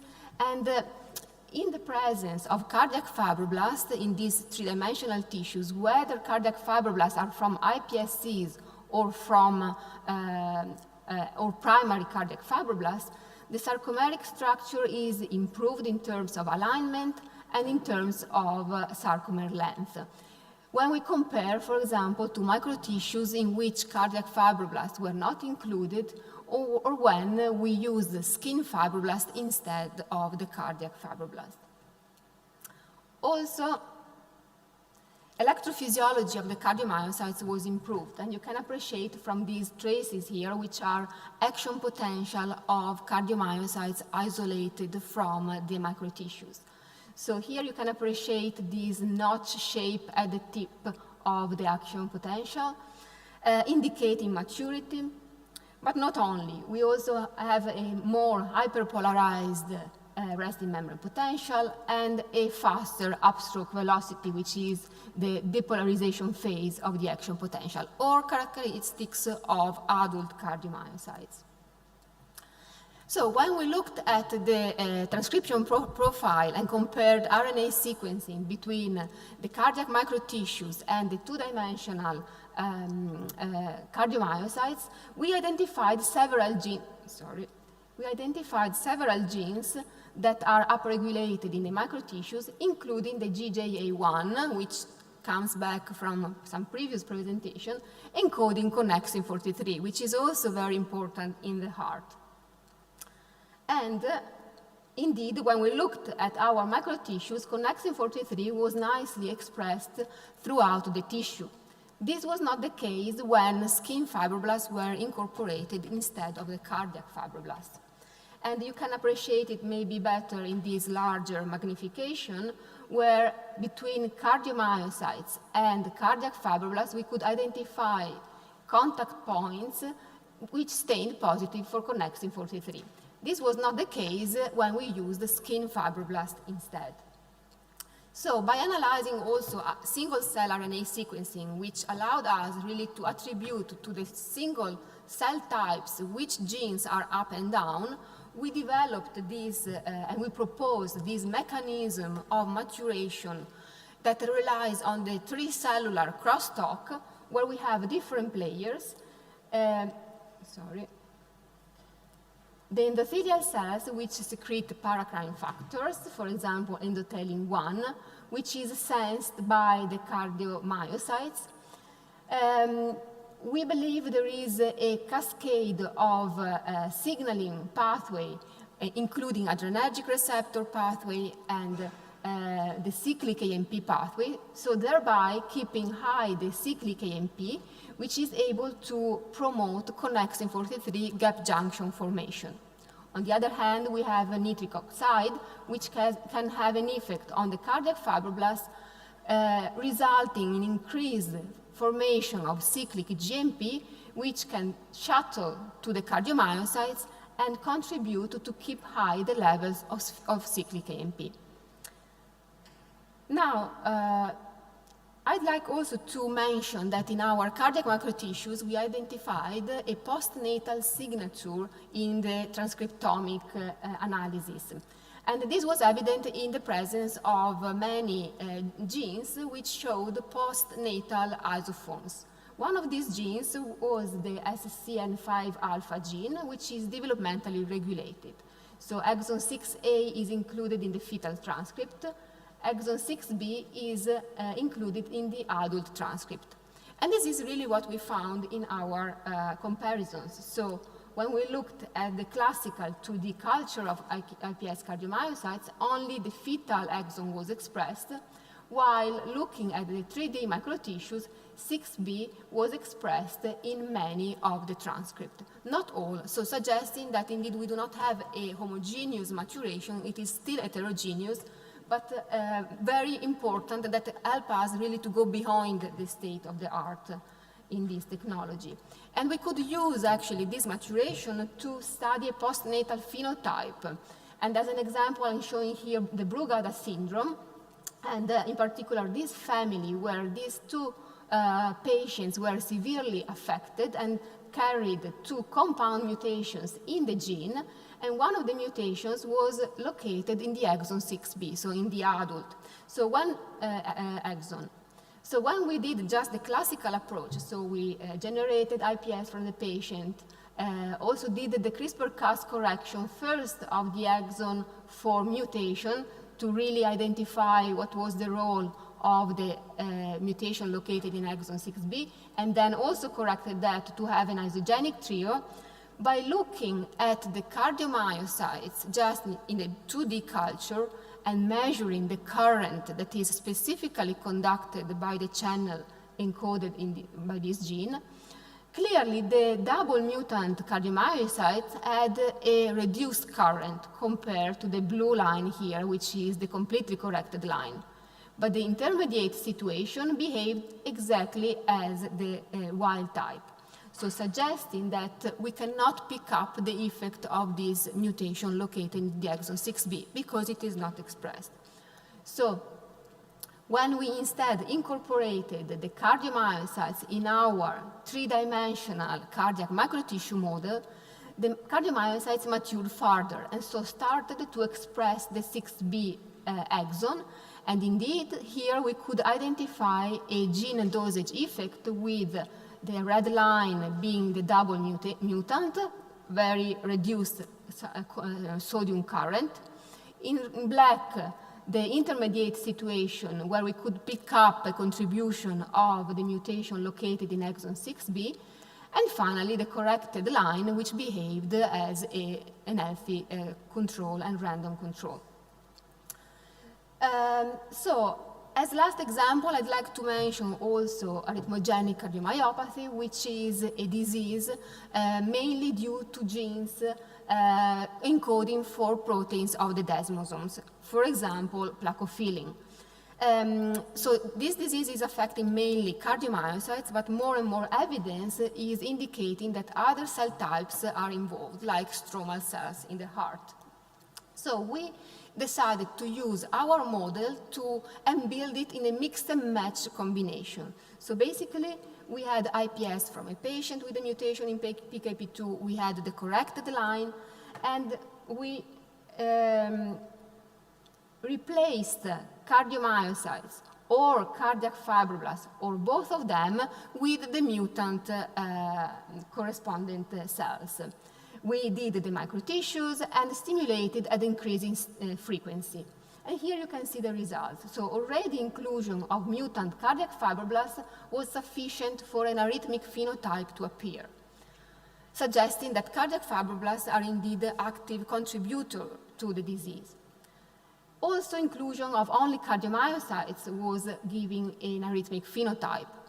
Finally, adding both cardiac fibroblasts and cardiomyocytes mutated had an even more severe effect, which you can probably appreciate better in the bar graph, where basically none of the microtissues were really able to cope with high frequency of pacing. So suggesting that the cardiac fibroblasts and cardiomyocytes have an additive effect on the arrhythmic phenotype. So if we look to the future, so we focus on cardiovascular diseases. We want to create a better model where we can really study diseases, and I have showed you one example. The idea is to integrate this model with additional cell types like the macrophages, neurons, and so on, to use them to study cardiac diseases, either affecting only cardiomyocytes, but also affecting other cell types. So linking to, for example, problems of aging and so on, we can look at fibrosis, for example, playing around with the cardiac fibroblasts, and use them also to correct the mutation, the disease phenotype, either by a drug-targeted approach or by gene editing. And with that, I'd like just to conclude by showing our microtissue and summing up what we have seen: maturation of the cardiomyocytes, the mechanism by which we think it is mediated.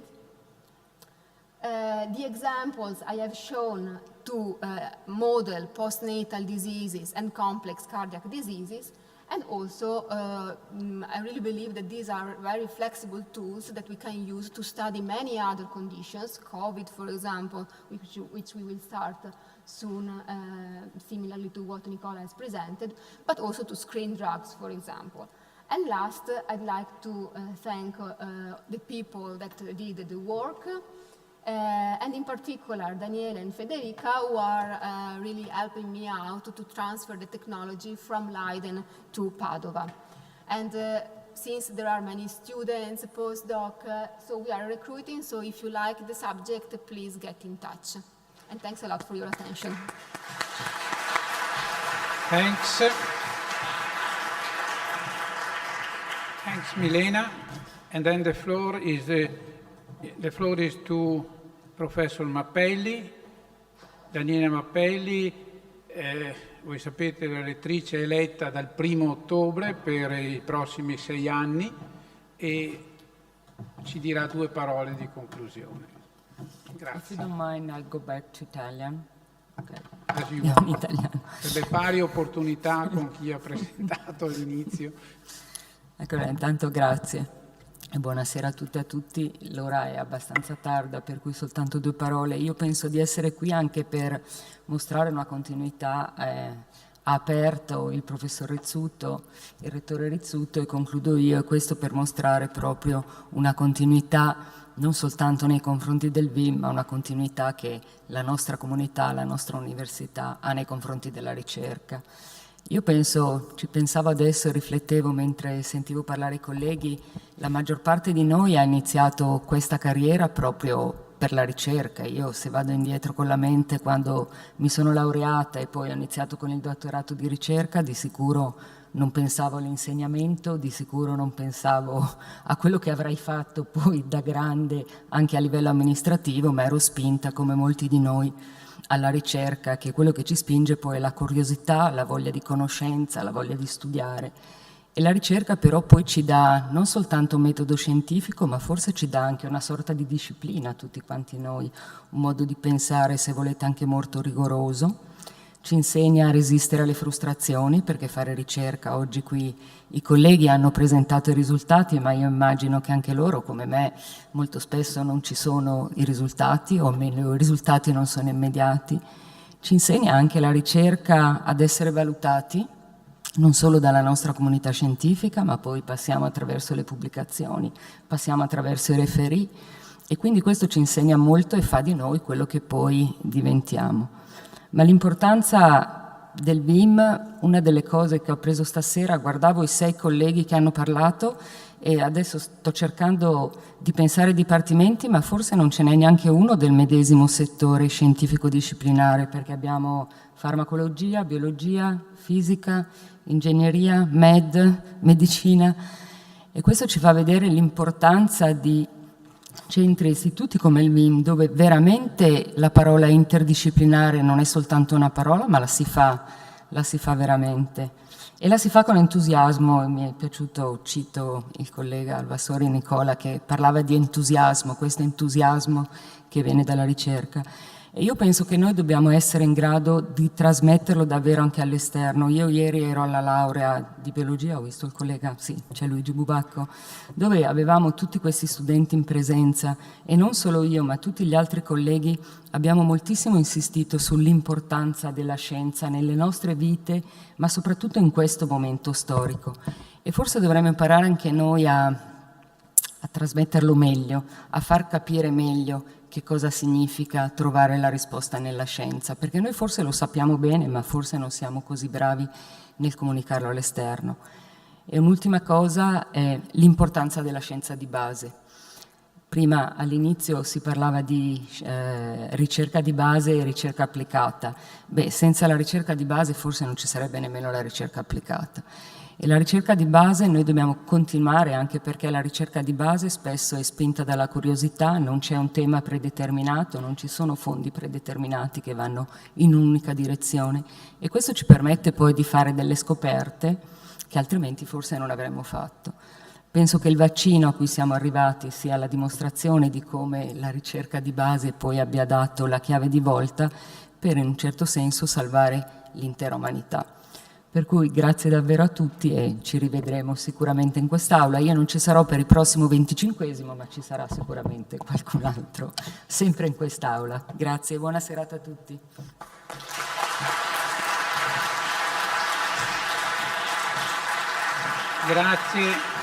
Grazie Daniela, con queste parole noi chiudiamo la giornata.